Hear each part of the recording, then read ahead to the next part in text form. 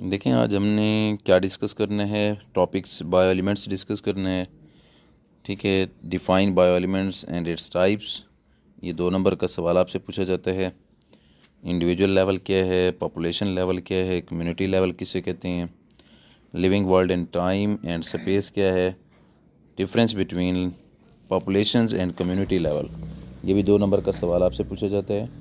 What is biomes, ये भी आपसे पूछा जाता है 2 नंबर का सवाल। सबसे पहले देखें बायो एलिमेंट्स क्या होते हैं।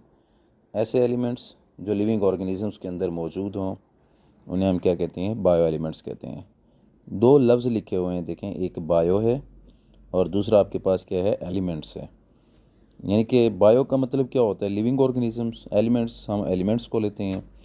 Elements that are present in the living organisms is called bio elements, उसे हम क्या नाम देते हैं, बायो एलिमेंट्स कहते हैं। नेचर के अंदर 92 एलिमेंट्स पाए जाते हैं, लेकिन 92 में से 16 को हम बायो एलिमेंट्स कहते हैं। इसे हम 2 हिस्सों में तकसीम कर लेते हैं, एक को मेजर कहते हैं और एक को हम माइनर कहते हैं या ट्रेस बायो एलिमेंट्स का नाम देते हैं।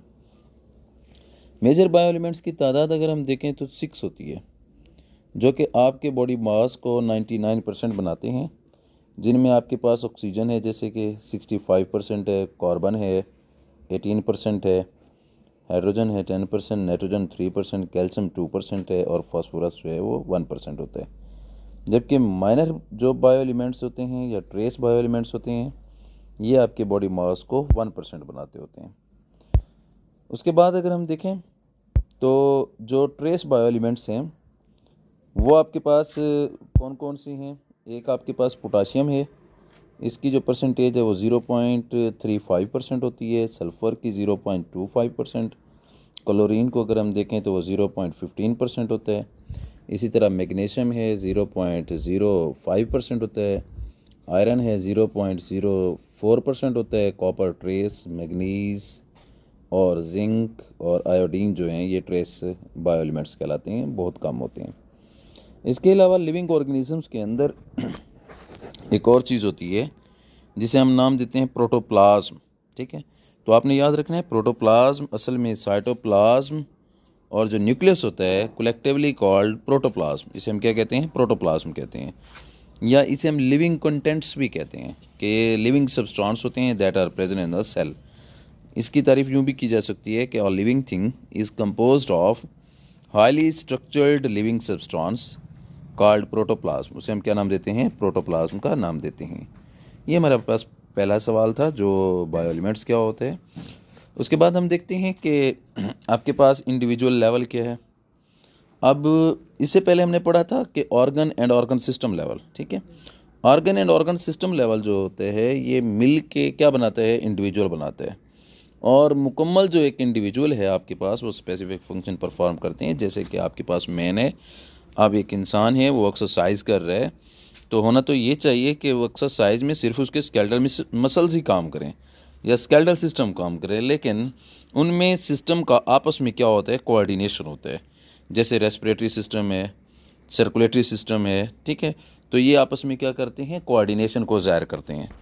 कहने का हमारा मकसद ये है कि एक्सरसाइज, जब आप एक्सरसाइज करते हैं तो स्केलेटल सिस्टम के साथ साथ आपकी जो रेस्पिरेशन रेट है वो भी इंक्रीज़ हो जाती है और सर्कुलेटरी सिस्टम जो है वो भी क्या हो जाता है, बढ़ जाता है।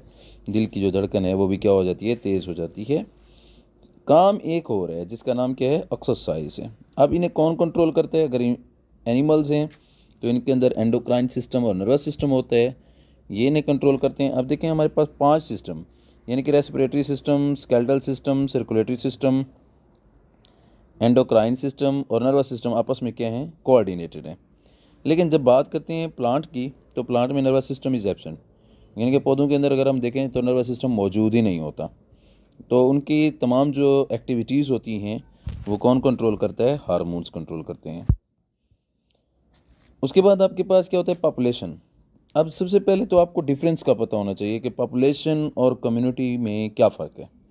अगर सिमिलर ऑर्गेनिजम्स हैं, एक ही जगह पर मौजूद हैं और आपस में इंटरब्रीड भी कर रहे हैं, तो हम उसे क्या नाम देते हैं, पॉपुलेशन कहते हैं। अब जहाँ सिमिलर लिखा हुआ है देखें, सिमिलर की जगह पे अगर आप डिफरेंट लिख देते हैं, क्या लिख देते हैं, डिफरेंट, तो हम उसे क्या नाम देते हैं, कम्युनिटी कहते हैं। एग्जांपल्स देखें इनमें पॉपुलेशन की, मिसाल के तौर पे आपने लिखा हुआ है नंबर ऑफ़ रैट्स, ठीक है। अब रैट्स जो है आपने स्पेसिफिक कर दिया है कि एक फील्ड में, एक चावलों के खेत में आपने चूहों की तादाद देखी है, तो आप उसे क्या नाम देंगे, पॉपुलेशन कहेंगे। अगर हम यहाँ लिविंग ऑर्गेनिजम्स कर देते हैं तो याद रखिएगा वो आपके पास पॉपुलेशन नहीं कहलाएगा, वो कम्युनिटी की तरफ चला जाएगा, क्योंकि आपने लिविंग ऑर्गेनिजम्स में किसी को स्पेसिफिक नहीं किया।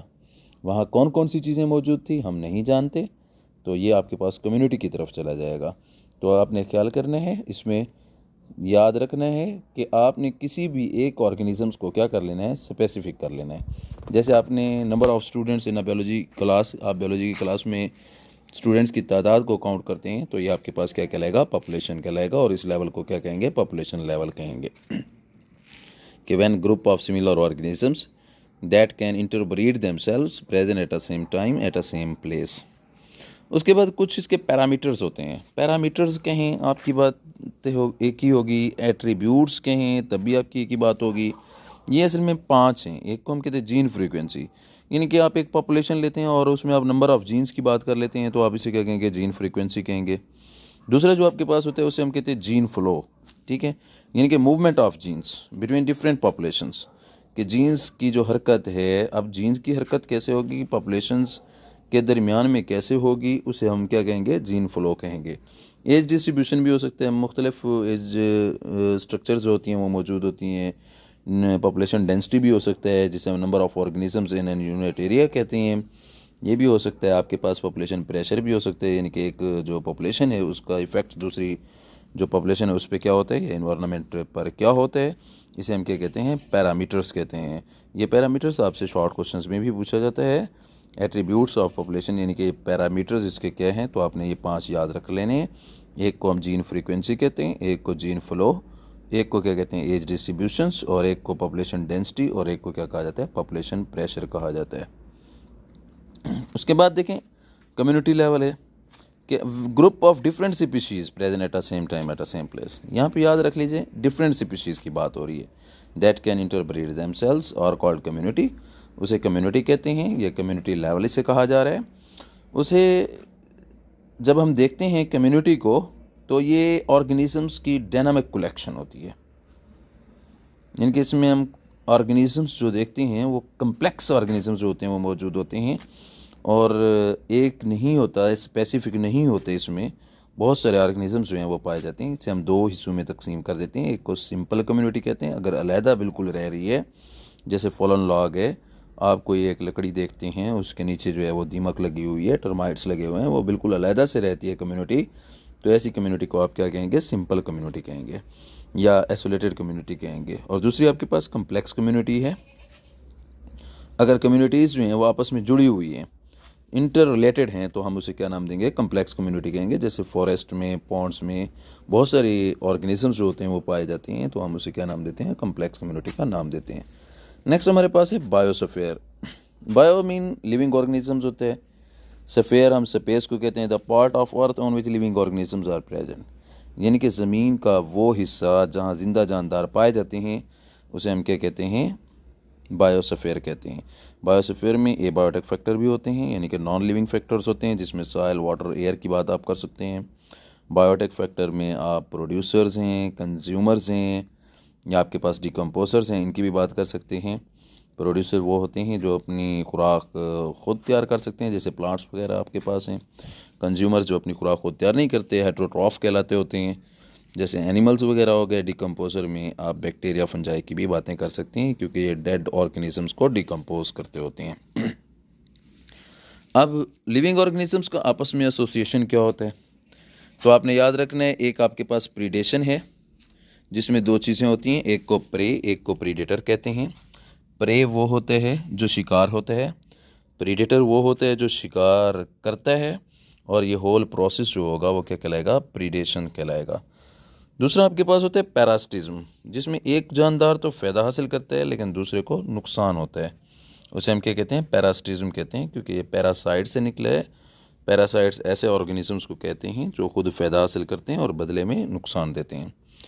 तीसरा जो आपके पास होता है उसे हम म्यूचुअलिज्म कहते हैं। म्यूचुअलिज्म में ये है कि दोनों ऑर्गेनिजम्स को क्या होगा, फ़ायदा होगा। जैसे आपके पास लाइकन से फंजाई और एलजी का एसोसिएशन है, तो ये जो आपके पास होंगे म्यूचुअलिज्म के प्रोसेस या एसोसिएशंस में मौजूद होंगे, क्योंकि दोनों को फ़ायदा हासिल होता है। पैरासिटिज्म में जैसे आपके पास प्लाज्मोडियम है, खुद तो फ़ायदा हासिल करता है, मॉस्किटो से आता है ये प्लाज्मोडियम। तो आपने याद रखना है कि इसमें प्लाज्मोडियम खुद फ़ायदा हासिल करता है, लेकिन बदले में क्या करता है, नुकसान देता है, ये मच्छर से फैलता है। ठीक है। कमेंसलिज्म जो होता है वन गेट बेनिफिट, एक जो होता है फ़ायदा हासिल करता है, दूसरा जो है ना उसे कोई फ़ायदा हासिल होता है ना ही कोई नुकसान होता है। जैसे शार्क और रिमोरा। ठीक है, शार्क बहुत बड़ी मछली होती है, जबकि रिमोरा छोटी है, उनके फिन्स के साथ क्या होती है, अटैच हो जाती है। और जब शार्क मूव करती है एक जगह से दूसरी जगह और जो फूड खाती है उसके जो बचे हुए से होते हैं रिमोरा इस्तेमाल कर लेती है। तो रिमोरा को तो फूड मिल रही है, फ़ायदा हो रहा है, लेकिन शार्क को कोई फ़ायदा भी नहीं है, कोई नुकसान भी नहीं है। तो ऐसे प्रोसेस को हम क्या कहेंगे, कमेंसलिज्म कहेंगे। नेक्स्ट हमारे पास है कंपटीशन। कंपटीशन में ये होता है कि ऑर्गेनिजम्स जो हैं वो स्पेस और फूड के लिए compete करते हैं, मुकाबला करते हैं एक दूसरे के साथ। तो इस प्रोसेस को हम क्या नाम देंगे, कंपटीशन कहेंगे।